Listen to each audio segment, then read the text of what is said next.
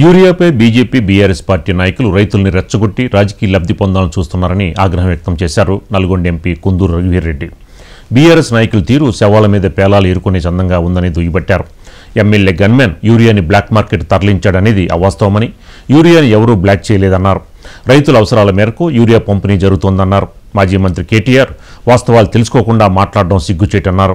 చైనాతో భారత్ సంబంధాలు దెబ్బతినడంతో 2 వారాల క్రితం వరకు యూరియా దిగుమతులు లేక ఇబ్బంది కలిగిందన్నారు. కానీ ప్రస్తుతం చైనా నుంచి మళ్లీ యూరియా వస్తుండటంతో సమస్య పరిష్కారమైందన్నారు. యూరియాని కేంద్ర ప్రభుత్వమే కేటాయిస్తుందని, ప్రస్తుతం రాష్ట్రంలో ఎలాంటి యూరియా కొరత లేదని, రైతులకి అవసరం ఉన్నంత మేరకు యూరియా అందిస్తున్నామని వెల్లడించారు ఎంపీ రఘువీర్రెడ్డి.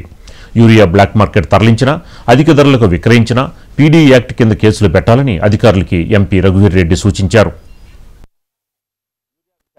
ముఖ్యంగా కూడా ఈ యూరియా అనేది కేంద్ర ప్రభుత్వం నుంచి వస్తే రాష్ట్ర ప్రభుత్వం ద్వారా రైతులకు మొత్తం ఇది సరఫరా జరగటం అనేది ఇది ప్రతి సంవత్సరం వచ్చేది. ఈసారి సరే కేంద్ర ప్రభుత్వం వాళ్ళ కారణాలు వాళ్ళు చెప్పిండు, మేము కూడా అనవసరంగా వాళ్ళని బ్లేమ్ చేయకూడదు. ఆపరేషన్ సింధూర్ వల్ల చైనాతో దెబ్బతిన్న కొన్ని సంబంధాల దృష్ట్యా వాళ్లకు కూడా యూరియా ఇంపోర్ట్ చేసుకోవటం కొంచెం దాంట్లో ఇబ్బంది కలిగింది. కాబట్టి ఈ పరిస్థితి ఒక తెలంగాణనే కాదు, మనం పత్రికలలో కూడా చూస్తూనే ఉన్నాం.